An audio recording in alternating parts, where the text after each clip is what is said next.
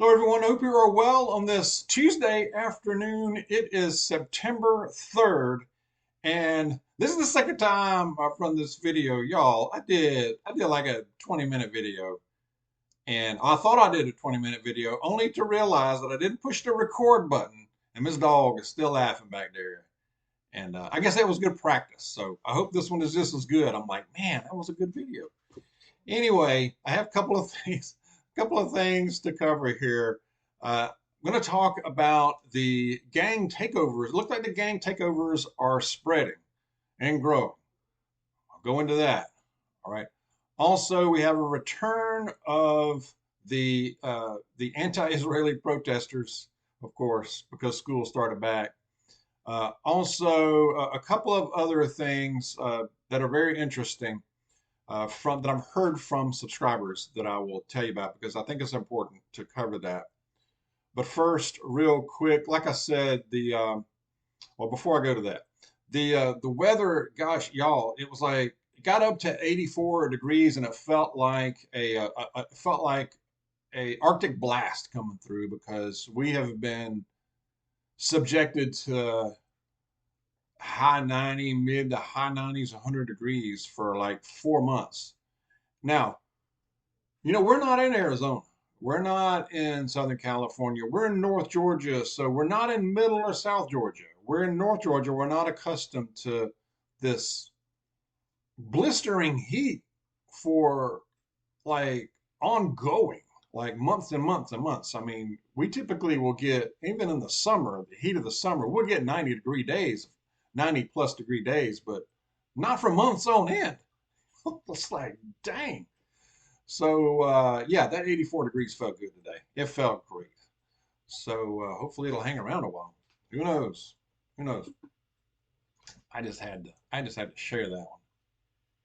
Okay, colleges and universities have started back in session, so that means welcome back the anti-Israeli demonstrators wearing masks, covering their faces like the cowards they are.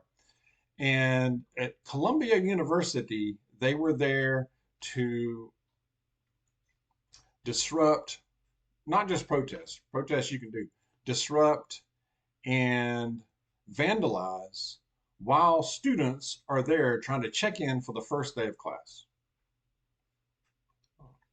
It seems like these protesters, they call them, should be in school so they can maybe learn something because they're just brainwashed dumb, you know. Vandalized the statue, said a few of them were arrested. Who knows? I wonder how long they were, they're probably out by now. Also, hearing some stories from some of you guys from subscribers, pretty scary stories. Now, I wanted to share these. One, I've heard several examples of people being followed. Okay, we've kind of covered this before on the channel, but be aware one particular said that her husband was approached while he was getting gas. He was filling his car up with gas, and was approached by this character. A little argument ensued. I don't know the details, but then it's over. It's like, okay, we're done. No, nothing physical happened. So the guy leaves. Her husband leaves. He's going home, and he's staying alert. Thankfully, notices this guy's following him. This guy has a vehicle and is following him, trying to see where he lives, I guess. So he makes some turns, still being followed. He ends up going to a police station. The guy finally scrams, then takes off, makes sure he's gone, then he goes home. And he wasn't followed home, so thankfully he was alert. So let's be, if you're approached, gas station, store, whatever, somebody says something to you, even if they're paying you a compliment, you don't feel right about it, it feels weird, or you're just getting that gut feeling that something's wrong. Just because you get in your car and leave, it's not necessarily over. You need to make sure, you need to pay attention and make sure they're not following you. Okay, so let's be alert on that. And speaking of being alert, I've been hearing about young ladies, especially young ladies. All of us need to be aware out there and our situational awareness, keep it up. But especially the young ladies. So I'm hearing examples of attempts to snatch, grab we know human trafficking is a horrible thing right now. And they're targeting the nice neighborhoods, the nice places, shopping centers. They're not going to the worst parts of town. They're not going to do that. They're going to go to where, they want to snatch young ladies and they figure they're safe. So thankfully, in these examples, they were not actually, you know, they weren't snapped, they weren't grabbed, they weren't kidnapped.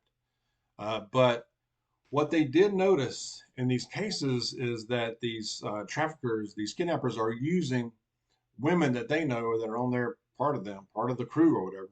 They're using women to distract these young ladies while the van is coming around. They're distracted. They're not in their vehicle yet, and they could get snatched. Luckily, in these cases, they were alert and were onto it and got in their car, or they had a parent trailing them that saw what was going on and disrupted it, thankfully. But this kind of stuff probably happens more than we realize. So, especially the young ladies, all right, daughter, granddaughter,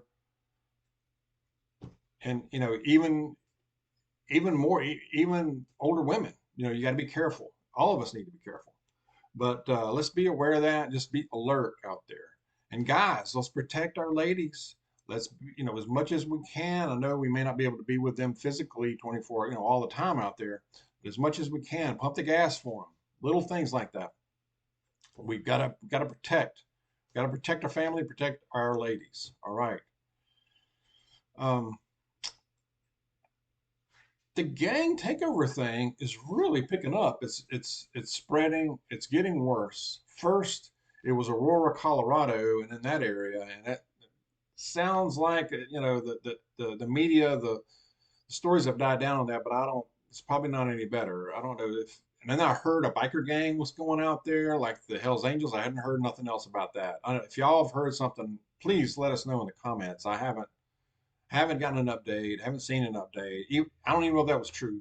A lot of reports were out there about Hells Angels going in to alleviate that problem in Aurora, Colorado. But now I'm hearing about Venezuelan gangs taking over an apartment building, or trying to take over an apartment building in Chicago. This apparently happened yesterday. The report was that 32, now that's kind of specific. Now, I guess they counted them. I don't 32 of these guys were trying to take over an apartment. And the report is that it took the cops over an hour to arrive. That's horrible if that's true. I mean, they didn't want to be there. The cops were like, "Nah, we ain't going there. Nah, we got to go there. Okay, let's go there." Like an hour later, they show up, apparently. But then I saw a little video of a guy. It was a short video, apparently from a gang that lives there, from citizens that lived right there, putting out a warning, a PSA, to target directed at the Venezuelan gangs. Like, if you think you're coming in here, we're not Colorado, we're not Aurora here, we're Chicago. You're coming in here, we're going to have a turf war. And he was telling them, kind of giving them a warning, don't try it. So that's interesting. So we have a possible turf war developing here. And this really, think about it. When you have weak leadership with law enforcement in a city like this is what happens. You have criminal elements filling the gap, filling in that space, and they're going to rule it. They're the ones that are going to run things. And that's what's happening. And I think that's going to spread. You're seeing it, looks like you're seeing it in Colorado. And I think it's been going on in Chicago. Now you're going to have a turf war, like, no, it's our apartment building. No, it's ours. So whether it's Colorado, Chicago, you have situations to where you have parts of the country, you have parts of this country that are taken over, that are occupied by a group, by a gang. You're probably like, "Dog, that's been happening." It probably has been. But think about that. So I think we need to really keep thinking about preparing as far as our properties, our area where we live, whether you're in a home, whether it's a single family home or an apartment. Excuse me. Also, This is concerning too. Los Angeles PD sounding the alarm over organized groups that are armed and they're targeting West Los Angeles neighborhoods. Now, this is not the slums. This is the well-to-do areas. This is the neighborhoods in West Los Angeles. They mentioned like Bel Air, Pacific Palisades, Sherman Oaks, and they're organizing and they're coordinated. They're going in groups and they're hitting these homes, home invasions in the evenings at night, whether they're occupied or not. And they're stealing high-end stuff, jewelry, electronics, you name it, money, cash. And they're ransacking these houses. They're also, they're also using Wi-Fi jammers to disrupt the security cameras. They're using ladders to scale walls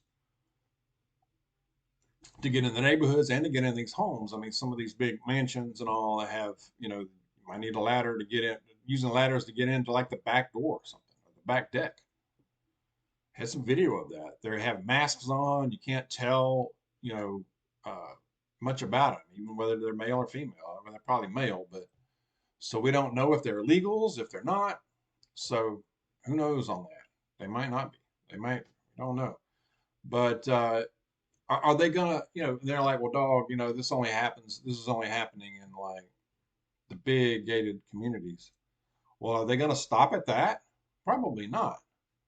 What's to stop them from trying that in a middle class neighborhood? Maybe close to where you are. Maybe they already are.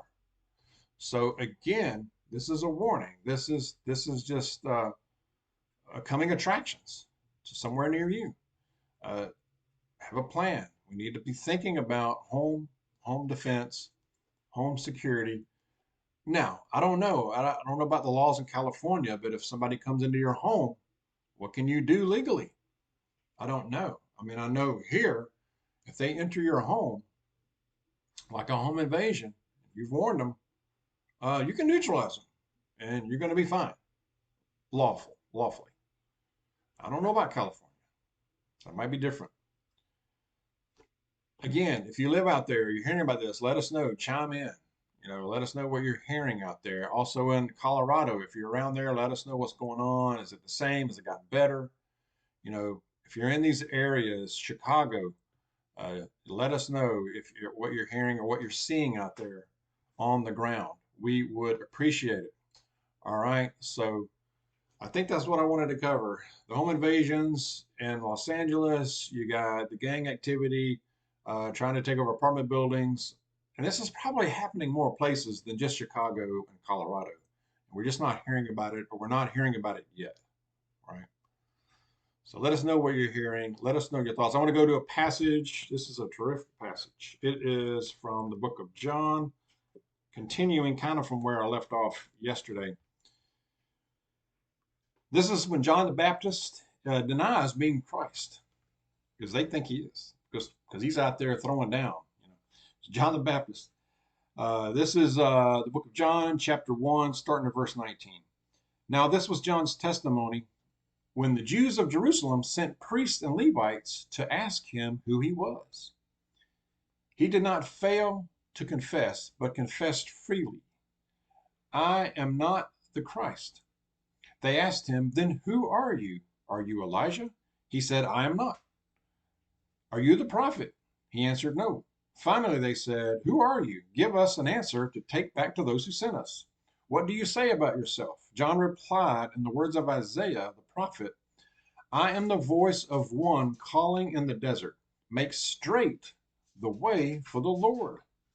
Now, some Pharisees who had been sent questioned him, why then do you baptize if you are not the Christ, nor Elijah, nor the prophet? I baptize with water, John replied, but among you stands one you do not know. He is the one who comes after me, the thongs of whose sandals I am not worthy to untie. Amen. This all happened at Bethany on the other side of the Jordan where John was baptizing. Amen. Amen. Not saying you got to go out there and baptize folks, not necessarily, unless you want to, but let's stay close now more than ever, and continue to stay in the Word and stay close to Jesus, because this world, y'all, it's throwing us a curveball every single day, isn't it? It's hard to keep up with things. But the Bible also talks about do not worry, do not be afraid, do not be afraid. All right. Stay close to Jesus. Share your thoughts. God bless you. I'll see you soon.